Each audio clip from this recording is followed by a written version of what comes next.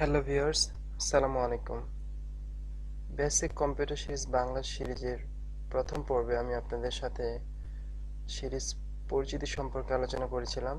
Basic computer series বাংলায় দ্বিতীয় পর্বে আজকে আমি আপনাদের সাথে আলোচনা করব কম্পিউটার কাকে বলে, কম্পিউটারের ইতিহাস, কম্পিউটারের প্রজন্ম এবং কম্পিউটার কিভাবে কাজ করে। আজকে আমি আপনাদের সাথে মূলত কম্পিউটার কাকে বলে, কম্পিউটারের ইতিহাস এবং কম্পিউটারের প্রজন্ম ও কম্পিউটার কিভাবে কাজ করে থাকে এই কয়েকটি বিষয় নিয়ে আলোচনা করব। তো শুরুতে হচ্ছে কম্পিউটার কাকে বলে।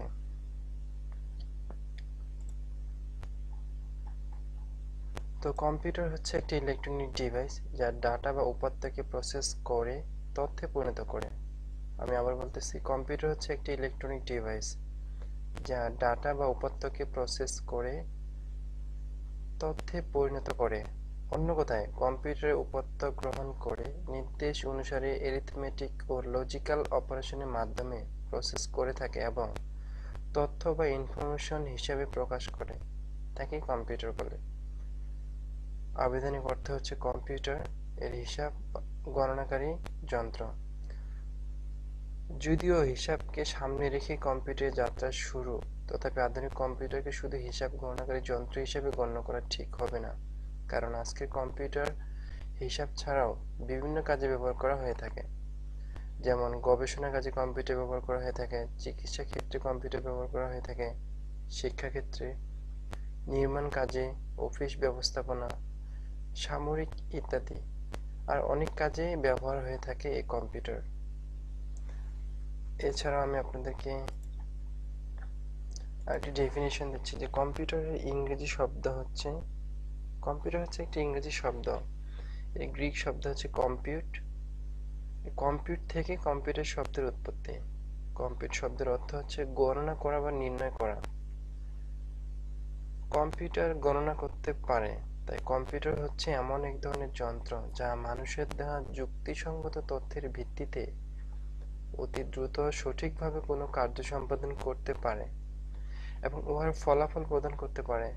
বর্তমান যুগে কম্পিউটারের বহুমুখী ব্যবহারের ফলে ইহার সংজ্ঞা অনেক ব্যাপকতা লাভ করেছে। কোনো সীমিত সংজ্ঞা দ্বারা উহাকে আর গণ্ডিভূত করা যায় না। এই ছিল হচ্ছে কম্পিউটারের ডেফিনেশন। তো মূলত হচ্ছে এই কম্পিউটার হচ্ছে একটি ইলেকট্রনিক ডিভাইস যার মাধ্যমে কোনো ডাটা বা উপাত্তকে আমরা ইনপুট করার পরে তা প্রসেসিং এর মাধ্যমে একটা তথ্যে পরিণত হয়, ফলাফলে রূপান্তরিত হয়, তখন তাকে কম্পিউটার বলে। তো মূলত কম্পিউটার যেভাবে কাজ করে থাকে, প্রথমে ডাটা বা নির্দেশ গ্রহণ, অর্থাৎ সে যে ডাটাটা আমরা ওখানে ইনপুট করতে যাচ্ছি সেই ডাটাটা ইনস্ট্রাকশনটা কি হচ্ছে সেই ডাটা বা নির্দেশ গ্রহণ করে এবং সেটা প্রক্রিয়াকরণের মাধ্যমে একটা তথ্যে প্রদান করে থাকে। ইহাকে কম্পিউটার বলে। অর্থাৎ ইনপুট করার পরে সেটা প্রসেসিং এর মাধ্যমে আউটপুটে যেটা হয় সেটা হচ্ছে কম্পিউটার। ডাটা, আমরা কিছুক্ষণ আগে বলেছিলাম যে কম্পিউটার তথ্য বা উপাত্তকে ইনপুট করার মাধ্যমে প্রসেসিং হয়। এখন আমাদের শিক্ষণীয় বিষয় হচ্ছে তথ্য কি, অর্থাৎ ডাটা কি। ডাটা কি? ডাটা হচ্ছে কোনো কিছু সম্পর্কে বর্ণনা অথবা সাংকেতিক উপস্থাপন। অর্থাৎ কম্পিউটারের মধ্যে আমরা যাবতীয় যা কিছু ইনপুট করি না কেন সবকিছু হচ্ছে তথ্য। যেমন কোনো ব্যক্তির নাম, বয়স, জন্ম তারিখ ইত্যাদি আমরা কম্পিউটারের ভিতরে ইনপুট করে থাকি, এটা হচ্ছে ডাটা, তথ্য। ডাটাকে নির্দেশ মোতাবেক প্রক্রিয়াকরণ শেষে যে ফলাফল প্রকাশ পায় তাই হচ্ছে তথ্য। অর্থাৎ আমরা যে ডাটাটা ওখানে প্রবেশ করাবো, যেটা যে ফলাফলে রূপান্তরিত হবে তাই হচ্ছে তথ্য। যেমন কোনো ছাত্র যদি পরীক্ষায় সর্বমোট 300 নাম্বার পায় তবে সে প্রথম শ্রেণীতে পাস করবে। এখানে 300 নম্বর হচ্ছে ডাটা এবং প্রথম শ্রেণী হচ্ছে তথ্য। অর্থাৎ কোনো কিছু কম্পিউটারের মধ্যে ইনপুট করা হয়ে থাকলে সেটা হচ্ছে ডাটা এবং সেই ইনপুটকৃত ডাটা প্রসেসিং এর মাধ্যমে ফলাফলে রূপান্তরিত হওয়ার পরে সেটাকে আমরা ইনফরমেশন বলে থাকি। আমি এখানে আরেকটা এক্সাম্পল দিচ্ছি। এখানে সাপোজ আমি ধরে নিলাম রোল, সরি,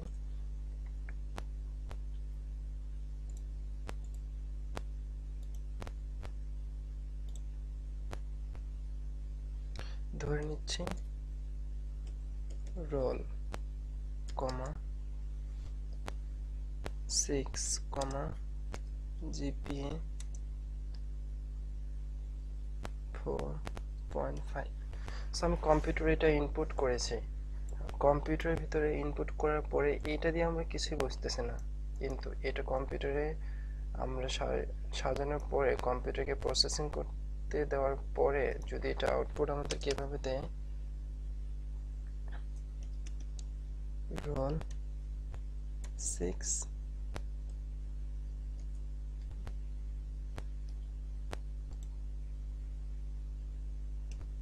জিপিএ 4.5। অর্থাৎ প্রথমে এই অংশটুকু দিয়ে আমরা কিছুই বুঝতে পারি না, কিন্তু এটি সাজানোর পরে এটা রোল নাম্বার 6 এবং জিপি 4.5, অর্থাৎ এই সাজানো ডাটাটাকে বলা হচ্ছে ইনফরমেশন বা তথ্য। সো এই ছিল কম্পিউটারের ডেফিনিশন।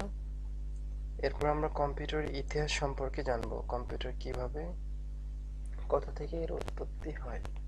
তো কম্পিউটারের আবিষ্কার আর এর উন্নয়নের পিছনে রয়েছে মানুষের শত বছরের গবেষণা।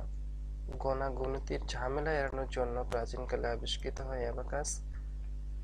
Abacus is a wooden frame with bells strung on them, parallel wires নামের একটি গণনা যন্ত্র। এটাই হলো প্রথম ডিজিটাল অঙ্ক বা ভিত্তিক গণনা যন্ত্র। অর্থাৎ কম্পিউটার একজনে আবিষ্কার করেননি, যুগে যুগে বিভিন্ন ব্যক্তি বা প্রতিষ্ঠানের চেষ্টা ও সাধনার ফলে আধুনিক কম্পিউটার আবিষ্কৃত হয়। প্রথম আবিষ্কৃত গণনাকারী যন্ত্রের নাম ইতিহাস থেকে যতটুকু জানা যায় প্রায় 4000 বছর পূর্বে চীনাদের তৈরি অ্যাবাকাস নামক গণনাকারী যন্ত্রটি প্রথম গণনাকারী যন্ত্র, যাকে কম্পিউটারের পূর্বপুরুষ বলা হয়। অর্থাৎ এটা হচ্ছে অ্যাবাকাস কম্পিউটারের একটি চিত্র।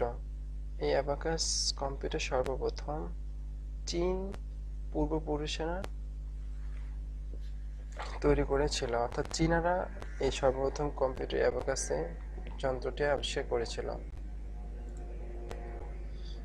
তো কম্পিউটারের জন্মস্থান বেল ল্যাবরেটরিতে, আর এর জন্মদাতা হচ্ছে চার্লস ব্যাবেজ নামক একজন ব্রিটিশ বিজ্ঞানী। চার্লস ব্যাবেজ 1812 সালে ব্যাবেজ লগারিদম হিসাব সহ গাণিতিক হিসাবের জন্য ডিফারেনশিয়াল ইঞ্জিন এবং 1833 সালে অ্যানালিটিক্যাল ইঞ্জিন উদ্ভাবন করেন। এই জন্যই চার্লস ব্যাবেজকে কম্পিউটারের জনক বলা হয়। অর্থাৎ আধুনিক কম্পিউটারের মৌলিক রূপরেখা তৈরি করে থাকেন এই চার্লস ব্যাবেজ। 1833 সালে তিনি অ্যানালিটিক্যাল নামক একটি যন্ত্র তৈরির পরিকল্পনা করেন এবং তার উপর ভিত্তি করে আধুনিক কম্পিউটার আবিষ্কৃত হয়েছে।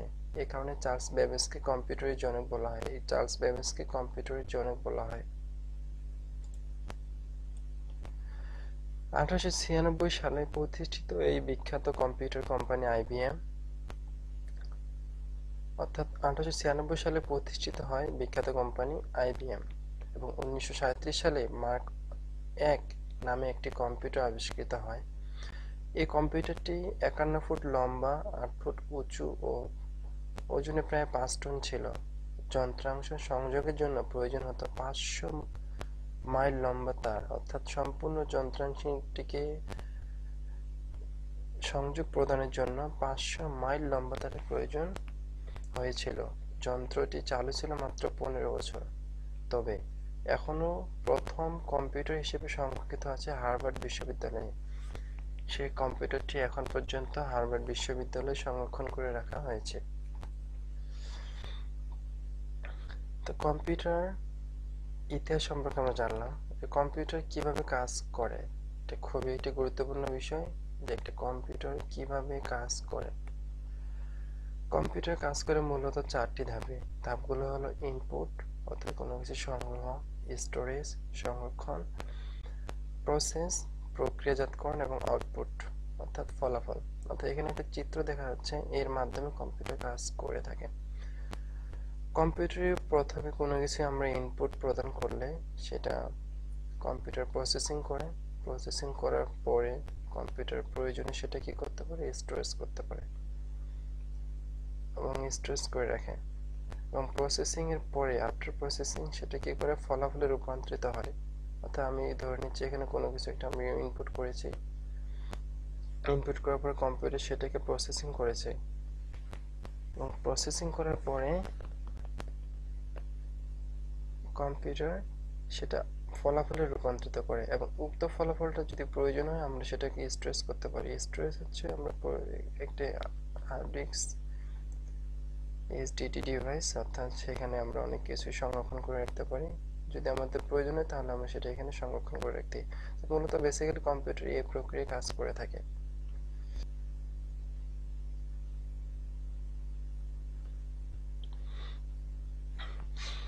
তো এরপরে হচ্ছে কম্পিউটারের প্রজন্ম, জেনারেশন অফ কম্পিউটার্স।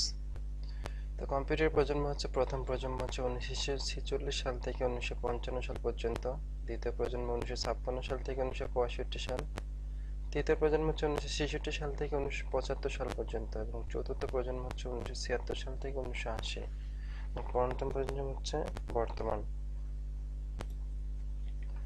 এখানে প্রথম জেনারেশনের কম্পিউটার ছিল ভ্যাকুয়াম টিউবস এর মাধ্যমে, অর্থাৎ ভ্যাকুয়াম টিউবস এর মাধ্যমে প্রথম কম্পিউটার চলতো। প্রথম জেনারেশন কম্পিউটারটি ভ্যাকুয়াম টিউবস এর মাধ্যমে তৈরি ছিল। এবং সেকেন্ড জেনারেশনে অর্থাৎ দ্বিতীয় প্রজন্মে ছিল হচ্ছে ট্রানজিস্টর, অর্থাৎ ট্রানজিস্টরের মাধ্যমে কম্পিউটারটি বানানো হয়েছিল। এবং তৃতীয় প্রজন্মে ইন্টিগ্রেটেড সার্কিট, অর্থাৎ ইন্টিগ্রেটেড সার্কিটের মাধ্যমে কম্পিউটারটি বানানো হয়ে থাকে। এবং ফোর্থ প্রজন্ম অর্থাৎ চতুর্থ প্রজন্মে আসে মাইক্রোপ্রসেসর এবং পঞ্চম প্রজন্মে আসে অ্যাডভান্স মাইক্রোপ্রসেসরের মাধ্যমে কম্পিউটারগুলো এখন তৈরি করা হয়ে থাকে। তো এই ছিল এই পর্বে কম্পিউটার কাকে বলে, কম্পিউটারের ইতিহাস এবং কম্পিউটার কিভাবে কাজ করে থাকে এবং কম্পিউটারের প্রজন্ম সমূহ। ধন্যবাদ সবাইকে।